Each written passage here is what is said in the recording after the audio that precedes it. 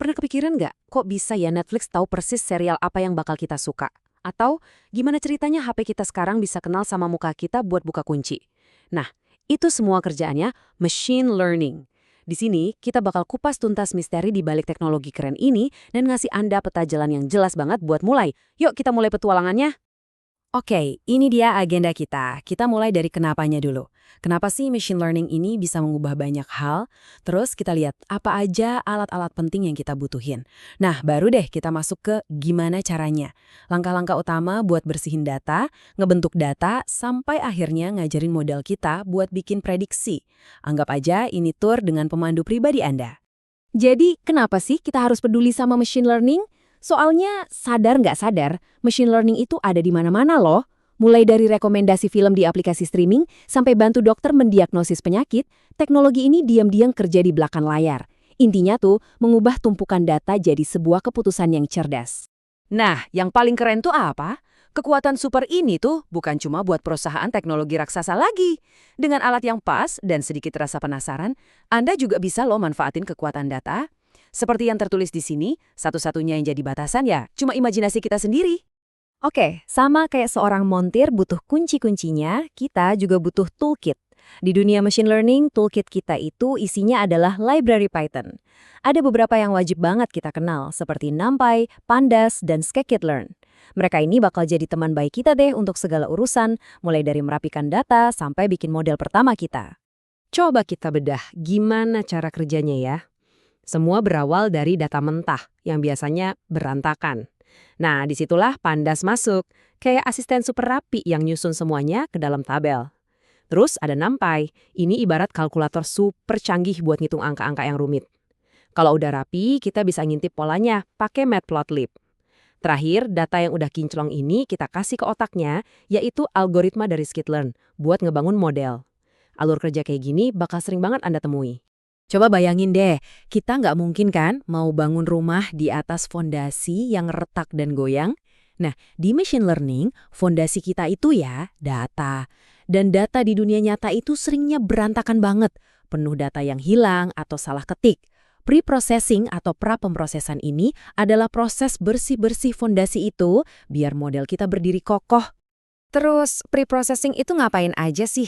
Gampangnya, kita memasak data mentah biar lebih gampang dimakan sama algoritma kita. Ini tuh termasuk ngisi data yang bolong-bolong, ngebuang data yang double, dan yang penting banget, memastikan semua fitur kita punya skala yang seimbang. Jadi nggak ada satu fitur yang lebih berkuasa dari yang lain. Kenapa sih penskalaan ini krusial banget? Gini deh, bayangin kita punya dua fitur. Umur orang, yang angkanya paling antara 0 sampai 100, sama pendapatannya, yang angkanya bisa jutaan. Tanpa disamakan skalanya, algoritma bisa salah sangka loh. Dia bakal mikir pendapatan itu jauh lebih penting, cuma karena angkanya lebih besar. Nah, penskalaan ini tugasnya buat menyeimbangkan timbangan, biar semua fitur diperlakukan adil. Oke, data kita sekarang udah bersih dan kinclong, waktunya kita jadi sedikit lebih kreatif. Langkah berikutnya namanya feature engineering. Di sini kita nggak cuma bersih-bersih, tapi kita mulai membentuk data kita untuk menemukan petunjuk-petunjuk baru yang tersembunyi. Disinilah serunya, di mana sains ketemu sama seni. Ini bukan cuma soal data apa yang kita punya, tapi gimana cara kita menyajikan data itu. Ibaratnya kita ini detektif. Kadang petunjuk itu harus dilihat dari sudut pandang lain, atau digabungin dengan cara yang unik, baru deh kasusnya pecah. Nah, feature engineering itu persis kayak gitu. Nih, kita lihat contoh paling umum one-hot encoding. Model machine learning itu kan ngertinya cuma angka ya. Dia nggak bakal paham kata biru, hijau, atau merah. Terus gimana dong? Ya kita akalin. Kita ubah satu kolom warna jadi beberapa kolom baru yang isinya cuma 1 dan 0. Kalau warnanya biru, ya kolom warna underscore biru kita kasih angka 1, yang lainnya 0. Simpel kan? Trik sederhana ini penting banget biar model kita ngerti. Sip, data udah bersih, udah cantik bentuknya. Sekarang bagian paling seru, milih jagoan kita, yaitu algoritmanya. Ini kayak milih alat yang pas buat kerjaan. Mau pakai palu, obeng, atau gergaji. Ya, tergantung kita mau benerin apa kan? Nah, di machine learning juga sama persis. Secara garis besar, ada dua keluarga besar algoritma. Yang pertama, supervised learning. Ini kayak belajar sama guru yang ngasih kunci jawaban. Jadi, kita punya data contoh dan jawaban yang benar. Tujuannya buat prediksi data baru. Nah, yang kedua, unsupervised learning. Ini kebalikannya. Kita dilepas sendiri, nggak ada kunci jawaban. Tujuannya biar algoritma cari pola tersembunyi sendiri. Jadi tinggal tanya ke diri sendiri. Data kita punya kunci jawaban nggak? Nah, ini ada sedikit contekan buat beberapa algoritma yang populer. Tapi, jangan pusing dulu lihat daftarnya ya. Tipsnya adalah selalu mulai dari yang paling simpel dulu, misalnya model linier.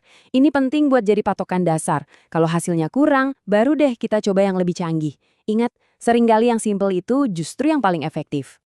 Wah, udah banyak banget yang kita bahas ya. Oke, sekarang coba kita tarik napas sejenak. Kita lihat lagi dari atas peta jalan yang udah kita susun bareng-bareng. Dari awal sampai akhir. Nah, ini dia, seluruh prosesnya terangkum di sini. Udah nggak kelihatan kayak ilmu sihir lagi kan? Ternyata cuma 4 langkah yang logis. Siapin alat, bersih-bersih data, bentuk datanya, terus pilih modelnya. Setiap langkah ini nyambung satu sama lain, membawa kita dari data yang tadinya acak-acakan jadi sebuah wawasan yang berguna. Jadi, sekarang petanya sudah di tangan Anda. Pertanyaan terbesarnya adalah, masalah apa nih yang mau Anda pecahkan pertama kali? Mungkin memprediksi harga rumah, menganalisis sentimen di media sosial, atau apapun yang bikin Anda penasaran. Perjalanan yang sesungguhnya itu dimulai sekarang. Oke, selamat mencoba. Dan saya penasaran banget sama apa yang akan Anda bangun nanti.